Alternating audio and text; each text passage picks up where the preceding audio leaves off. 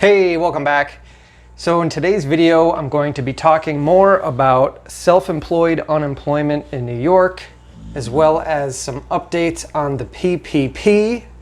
And I'm going to talk about this little experience I had with rocketlawyer.com and answer some questions from some people on some of my last videos. So let's get right into it.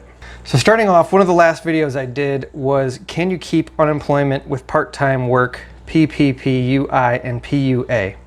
I'm gonna put a card for that right here, as well as a link in the description. So check that video out if you haven't seen it already.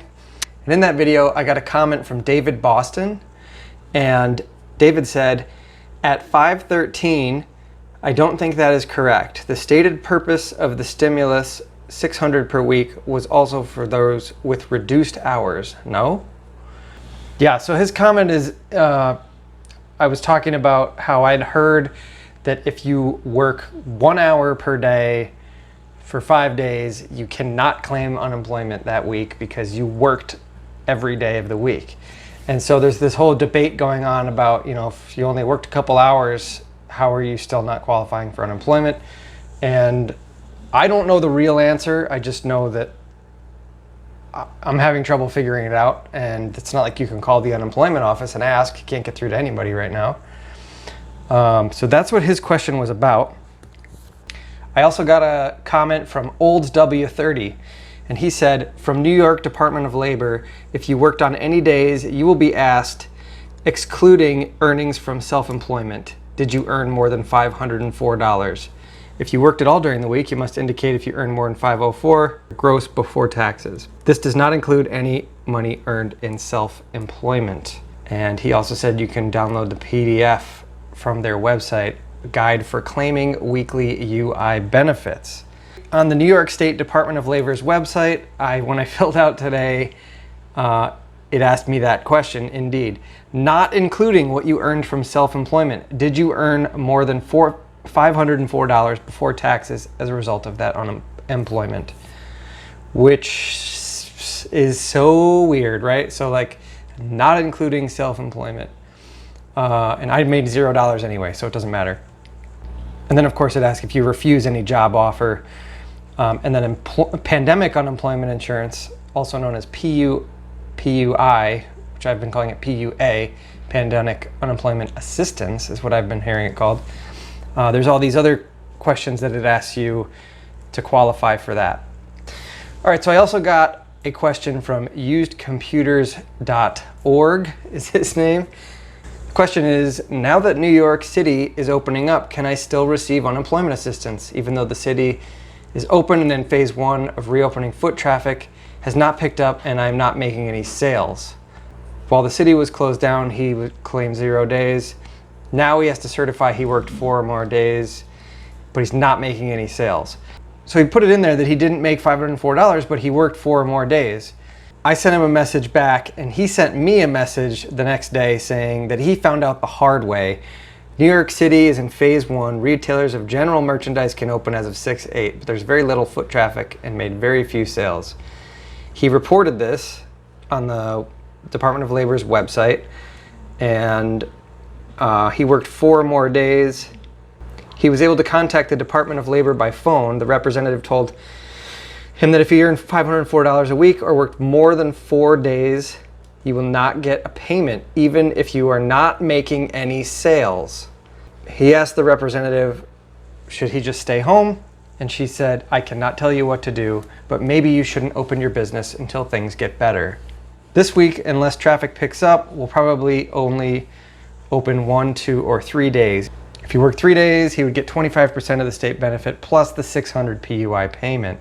So I'm getting all sorts of messages like these from people, and it really is a bummer that they've been making this so difficult on people, harder than it has to be, and they gave out this PPP and then all these rules, so people ended up giving it back, and then they tell them they can have unemployment, and then they're jerking everybody around. If you're getting anything of value out of this so far, please give me a thumbs up down below and leave me a comment. Let me know what you think. If you've got any questions for me, let me know below, and subscribe while you're down there. Click that little button and hit the little bell so you can get notifications of the next videos. And in another video, I got a question from Ziv and we were talking back and forth, and I did a video on that, I think last week. And so he had recommended I check out rocketlawyer.com. So I did. For free, you can sign up for 7 days and you can go on there and ask a lawyer a question. Just type it in the little inbox thing or whatever, send them a message and they get back to you in a couple days. So I had sent them a message talking about this, about exactly this. Can you work part-time, yada, yada, yada. Does it go against your pay? And so I did get a message back from the lawyer David Casey from rocketlawyer.com. And he said, you're certainly correct to the extent that they're just making this up as they go. No one saw this coming, so the legislators and governors are scrambling to get all these systems in place. The drawback is there's no one clearing house for good information on exactly what you're required to do. This is doubly concerning because, as you've discovered, the typical rules apply to regular hourly people who report the income they actually receive, which would alter what they receive.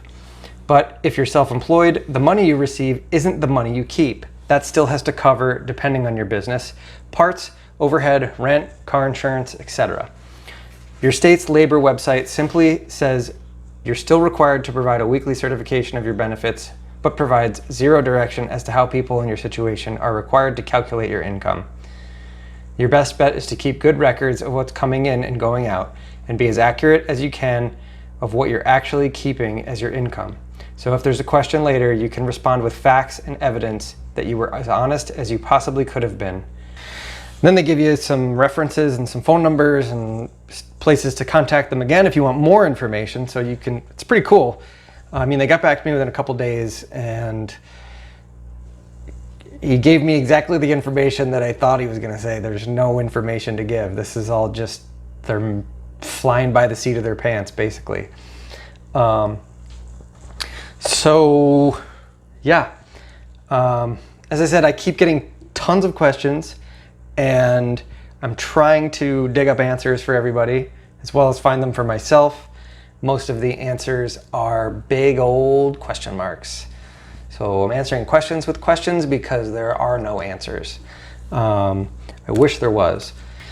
So the PPP, there's been this whole back and forth about whether you can or can't have the PPP and unemployment together, and I've done videos on it and I've answered questions and I've gotten tons of messages about it, and there's still a lot of gray area. Some people will tell you adamantly, yes, you can have both, and some people will tell you adamantly, no, you cannot have both. So there is, again, no clear rules. And they've rolled out the next PPP Flexibility Act where they talk about some of these rules in more detail, and it's still really vague. And they're talking about how they're going to extend these times for forgiveness and change the percentages and yada, yada, yada. So they're changing stuff again on the fly. They're not even sticking with what they had originally said. They're changing it. So I'm not convinced they're not going to change it again. However, if you have not received unemployment and you have not gotten a PPP and you have a small business, you can still get a PPP till the end of June, I believe it is. So go out tomorrow and get one if you need it. There's still, I believe, $1.7 million left. They ran out the first time, and then I don't know if they ran out, but a bunch of people gave their money back. So they ended up with like this whole pile of money that they just printed that people just returned. So there's money to be had if you have a small business and you're suffering right now. It's worth going for it.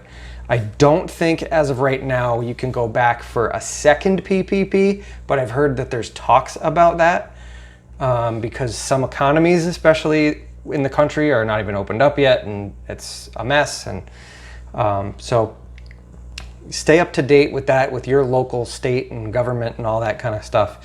But the PPP is still available if you have not received it yet, and this is June 21st that I'm recording this. All right, so I think that's about it for today. If you have any questions, let me know in the comments, please. I get back to everybody if I can. If I see the comment, I try to respond to everyone.